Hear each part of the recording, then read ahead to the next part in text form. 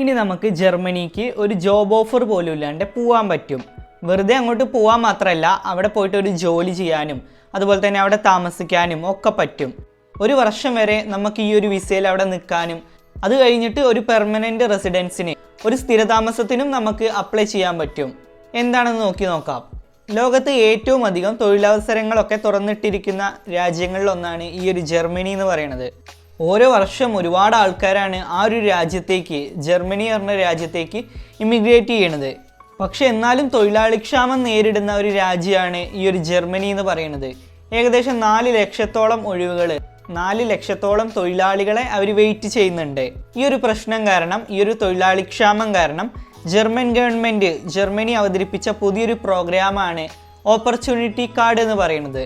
ഈ ഒരു വിസയിൽ ആർക്കൊക്കെ പോകാൻ പറ്റും, ഇതിൻ്റെ റിക്വയർമെൻറ്റ്സ് എന്തൊക്കെയാണ്, അതുപോലെ തന്നെ ഏതൊക്കെ ജോലികളാണ് നമുക്ക് ഈ ഒരു വിസയിൽ പോയാൽ അവിടെ ചെയ്യാൻ പറ്റുക, പിന്നെ എങ്ങനെയാണ് ഇതിനെ അപ്ലൈ ചെയ്യുക എന്നുള്ളതിൻ്റെയൊക്കെ ഫുൾ ഡീറ്റെയിൽസ് എന്താണെന്ന് നോക്കാം.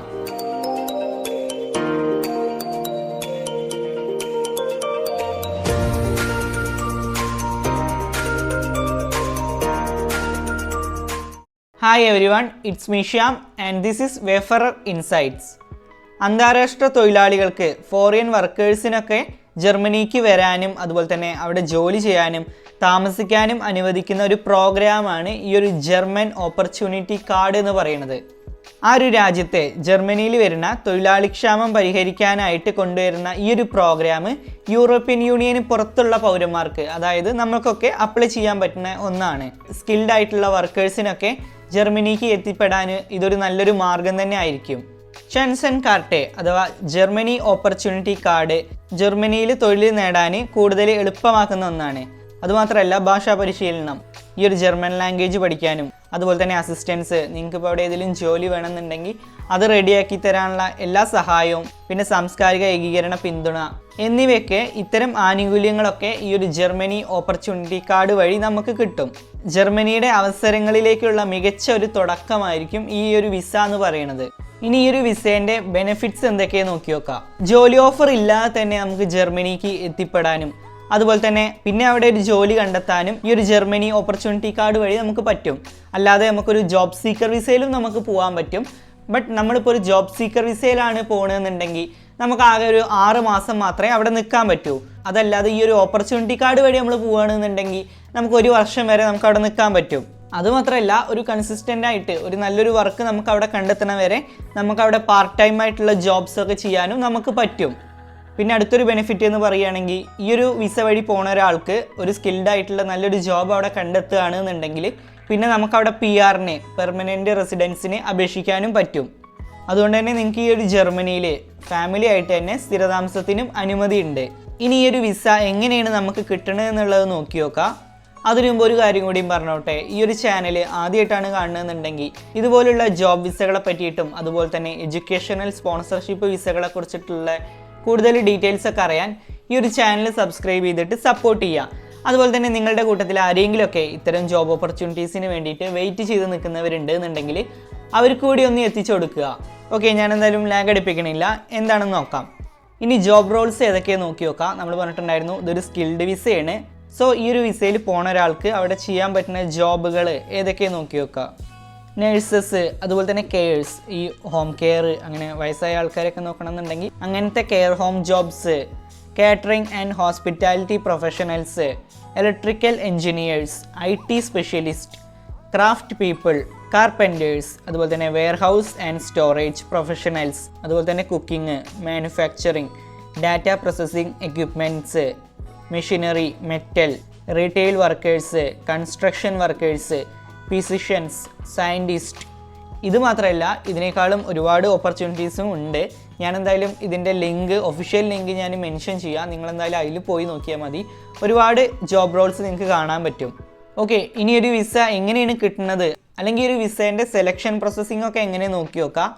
ശരിക്കും ഇതൊരു പോയിൻ്റ് അടിസ്ഥാനത്തിലാണ് ഈ ഒരു ഓപ്പർച്യൂണിറ്റി കാർഡ് നമുക്ക് കിട്ടുന്നത്. ആകെ ടോട്ടൽ 14 പോയിൻ്റ് ആയിരിക്കും ഉണ്ടാവുക. അതിൽ നമുക്ക് കുറഞ്ഞത് ഒരു 6 പോയിൻ്റെങ്കിലും കിട്ടണം. അങ്ങനെ കിട്ടിയാൽ മാത്രമേ ഉള്ളൂ നമുക്ക് ഈ ഒരു ഓപ്പർച്യൂണിറ്റി കാർഡിന് അർഹത ഉണ്ടാവുള്ളൂ. ഇപ്പോൾ നിങ്ങൾക്കൊരു യൂണിവേഴ്സിറ്റി ഡിഗ്രി ഉണ്ടെങ്കിൽ, ഒരു ഡിഗ്രി ഉള്ള ഒരാളാണ് നിങ്ങളെങ്കിൽ നിങ്ങൾക്ക് 6 പോയിൻ്റ് വരെ നിങ്ങൾക്ക് കിട്ടും. പിന്നെ പറയുന്നത് എക്സ്പീരിയൻസ്. നിങ്ങൾക്കിപ്പോൾ ഏത് ജോബിനാണോ നിങ്ങളവിടെ പോണത്, അല്ലെങ്കിൽ ഞാൻ നേരത്തെ കുറച്ച് ജോബ്സ് പറഞ്ഞിട്ടുണ്ടായിരുന്നു, ഇവരുടെ വെബ്സൈറ്റിൽ ഏതൊക്കെ വർക്കേഴ്സിനാണ് അവിടെ പോകാൻ പറ്റുക എന്ന് ഇവർ പറഞ്ഞിട്ടുണ്ട്. അതിലേതെങ്കിലും ഒന്നിൽ നിങ്ങളൊരു എക്സ്പീരിയൻസ്ഡ് ആയിട്ടുള്ള ഒരു വർക്കറാണ് എന്നുണ്ടെങ്കിൽ നിങ്ങൾക്ക് 3 പോയിൻ്റ് വരെ കിട്ടും. 35 വയസ്സിന് താഴെയുള്ള ഒരാളാണ് നിങ്ങളെങ്കിൽ 2 പോയിൻ്റ്, 35 to 40 അതിൻ്റെ ഉള്ളിലാണ് നിങ്ങളുടെ വയസ്സ് എന്നുണ്ടെങ്കിൽ നിങ്ങൾക്ക് 1 പോയിൻ്റ്.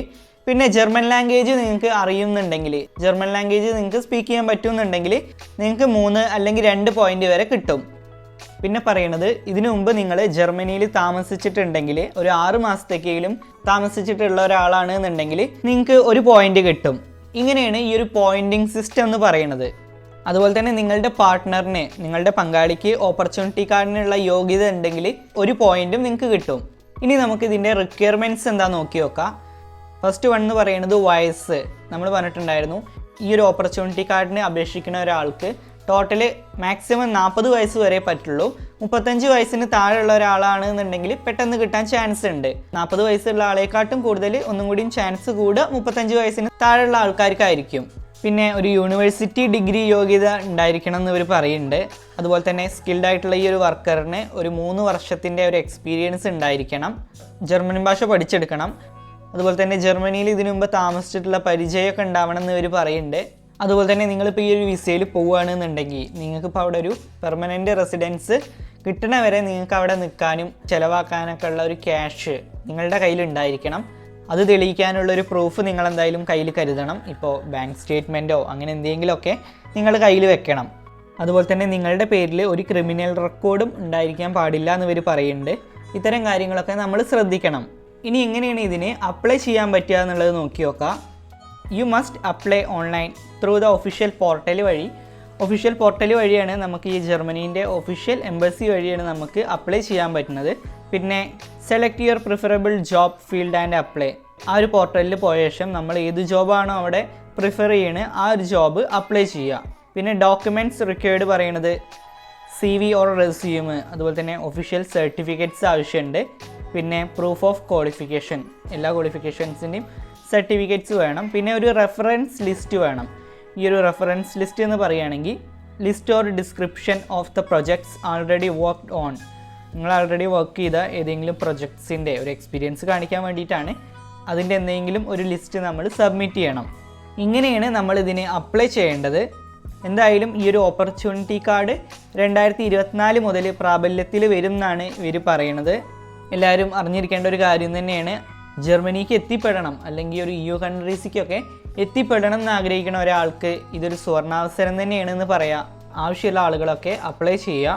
നിങ്ങളോ നിങ്ങളുടെ കൂട്ടത്തിൽ ആരെങ്കിലുമൊക്കെ ഇത്തരം ജോബ് ഓപ്പർച്യൂണിറ്റീസ് നോക്കുന്നുണ്ട് എന്നുണ്ടെങ്കിൽ അവർക്കും കൂടി ഈ ഒരു ഇൻഫർമേഷൻ അയച്ചു കൊടുക്കുക. ഇതുപോലുള്ള കൂടുതൽ ജോബ് ഇൻഫർമേഷൻ വീഡിയോസിനൊക്കെ ആയിട്ട് ഈ ഒരു ചാനൽ സബ്സ്ക്രൈബ് ചെയ്തിട്ട് സപ്പോർട്ട് ചെയ്യുക. നിങ്ങളുടെ കൂട്ടത്തിൽ ആരെങ്കിലുമൊക്കെ ഇത്തരം ഓപ്പർച്യൂണിറ്റീസ് ഒക്കെ നോക്കുന്നുണ്ട് എന്നുണ്ടെങ്കിൽ അവർക്കും കൂടി ഒന്ന് എത്തിച്ചു കൊടുക്കുക. ഞാൻ എൻ്റെ സെക്കൻഡ് ചാനലിൻ്റെ ലിങ്ക് കൂടി ഡിസ്ക്രിപ്ഷനിൽ മെൻഷൻ ചെയ്യുന്നുണ്ട്. ദയവായിട്ട് അതും കൂടി ഒന്ന് സബ്സ്ക്രൈബ് ചെയ്തിട്ട് സപ്പോർട്ട് ചെയ്യുക. നിങ്ങൾക്ക് ആവശ്യമുള്ള ലിങ്ക്സൊക്കെ ഞാൻ എൻ്റെ ഡിസ്ക്രിപ്ഷനിൽ പ്രൊവൈഡ് ചെയ്യണത് തന്നെ ആയിരിക്കും. And it's me Shyam. This is wayfarer insights and this channel won't disappoint you, and thanks for watching.